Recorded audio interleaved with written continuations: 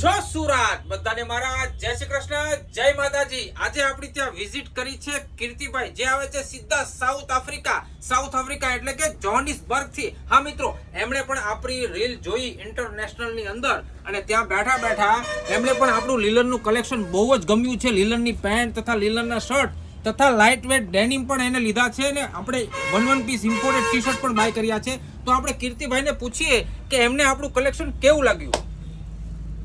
Beautiful, stunning collection. Absolutely outstanding fabric.